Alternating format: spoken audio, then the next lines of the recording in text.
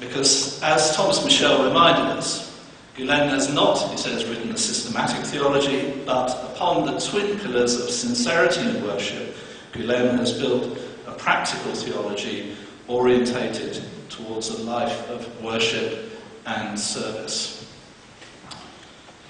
But it is the case also that there's a role to play in relation to issues of social cohesion, in relation to positioning, particularly groups with a migrant history within a society. Very important, a contribution from Dr. Lehman, reminding us also of the particularity of projects. You know, it's not all about broad and grand statements or understandings. It's about each particular project in specific places at specific times and all that that entails.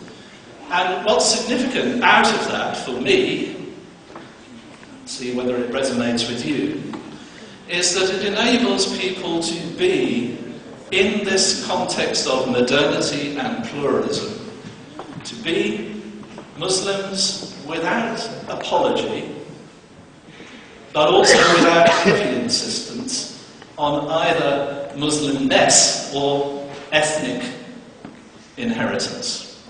Remember that quotation that was alluded to. Go back and look at it. More than once, I felt ashamed about the low quality of the ideas of our preachers when I visited the mosques. Okay? A friend invited me. I felt I then could be an intellectual, a modern person, and a Muslim. And this is incredibly important. Why? Because Islamophobia is a reality in our European context. But the question is, how is it to be engaged with and challenged? For Muslims themselves, if I may dare say it as not a Muslim, to focus only on the injustice that that can bring to Muslims can distort. Please don't misunderstand me, because for those of us who are not Muslims, we have the responsibility to challenge and combat that, identify it as clearly as we possibly can. But for those who are Muslims, and as Fethullah Gulen, or my understanding of his teaching, and also the development in the socio-political context of Turkey, as we've heard in one of the other papers, has tried to emphasize, is that to be a Muslim in reaction to something, to try to base one's identity as a reactive thing, is at best limiting, and at worst distorting, and at very worst turning into something that then becomes combative towards others.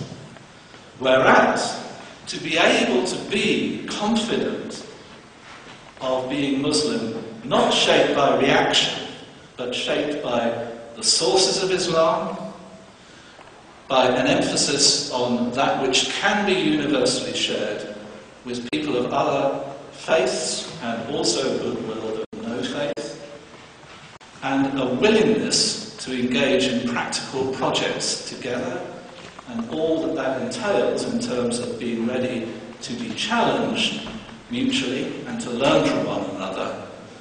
That is something that can give strength to Muslims and offer so much of importance to the wider European society.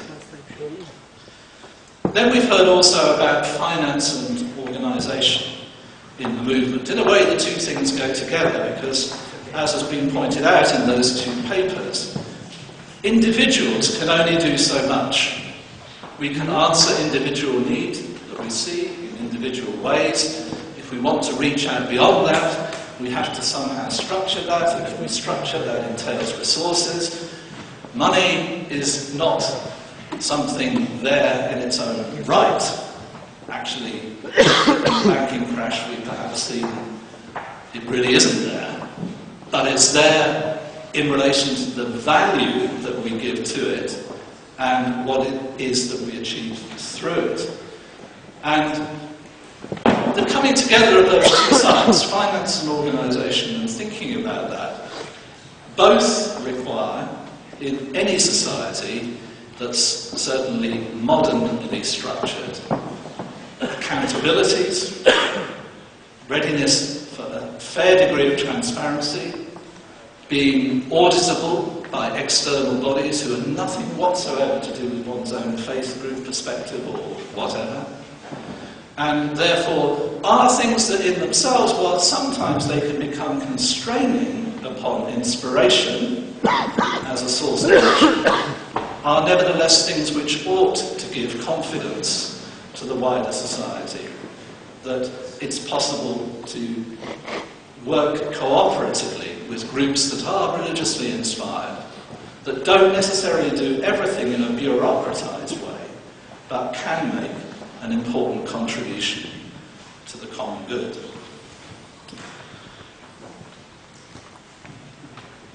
About gender, our colleague who was speaking insisted, rightly, I'm talking about something important. And it seems to me, from the observations that I've been able to make over the years, this is not research, but observation, that opportunity has been extended against both traditional religious and cultural backgrounds in relation to women who are engaged in the movement. What I thought was particularly interesting also in the presentation made was, do you remember where she said, perhaps a more interesting research question is not only about what is the case now, but what will or might become the case also as the future goes on. And these questions, of course, are not only to be focused on one community, religious, ethnic or otherwise. Some of the terrible things that happen in terms of the situation of women, for example, domestic violence, it has not taken migrant communities or religious minorities that those things are known in Europe. So we have a shared and mutual responsibility in tackling these questions. So I'm going to try to draw to a close now, so I don't try your patience too much more, but just with two things towards the end. One is that over the years in which I've had some experience of the movement, it has always struck me that it is a movement that does, first of all, make space for others, and does invite others to interpret and critique it. There are a lot of religious groups of all religion backgrounds who do not do that and would never really be willing to engage with it, even at a minimal level. And it's not an easy thing for a group to do. And it may not be 100% transparent in that interchange, but it's a big step in a direction that's important, from which many other religious groups and organisations might usefully learn. And the second part of that, something that follows from it, is that I would say that the fact that that is possible in this group comes from its religious inspiration. It comes from its Muslim and Islamic roots. It's not something that one has to depart from those things in order to welcome the engagement or the critique of others. It's precisely because of them. And I want to, in a sense, encourage that recognition. And for those of us who are outside either Islam or the movement in any signboard sense, perhaps sometimes we don't take the opportunities that are given to us, or the invitations that are made, actually to be as clear or as open that we could be. But that's not the movement's fault. That's our responsibility if we don't take it. And so, in closing, I was really pleased that the organisers were brave enough to include comedy in a gathering like this. Wasn't that, I think, great? It's not easy to do that, actually, to take a risk, because sometimes comedy can be a bit of a risk or a bit risque, particularly in a plural audience. But actually, through comedy, sometimes we can hear and learn things that we can't through erudite speeches or papers or political debate, because we get locked into positions that don't allow us to come at the world from a slightly different angle with a bit of a twist on it that makes us think seriously about what's going on. So you might remember that at the end of that presentation, at the end of that stand-up comedy routine, there was that line, wasn't there? That has not gone through its integrations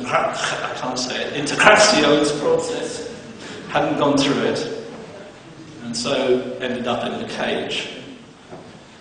And of course, there is always a temptation in relation to that which can be feared in society, to put it in the cage, not to let it be free, to lock it up.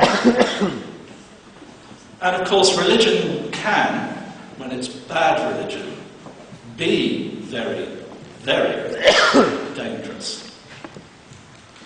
Because it's concerned with ultimate things, ultimate convictions, ultimate commitments. And when they go wrong, they're really wrong. But what is it that we might lock up in the cage when we seek to do that? Is it the real danger that does exist? Or is it the fear that we're seeking to lock up there? And that's a question really for all of us in different ways, because we all have our cages where we might want to put things away. And the question is for all of us, how do we, interesting little word, how do we deal with that which we fear? Because there are Muslims who fear modernity. There are people who are not Muslims who fear Islam. The challenge and the question I suggest in front of all of us is, with an inclusive we, how do we all find a way of wrestling with those things that can make us lock up things in fear?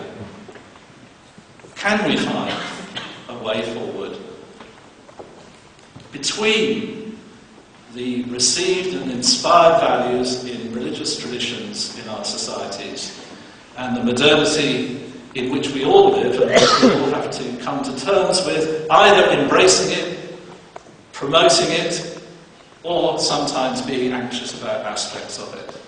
Because it's only through common engagement in that task that I think we'll find a way through. And I hope that today has offered some thinking around some ways in which this movement might be able to make a contribution to that task alongside others.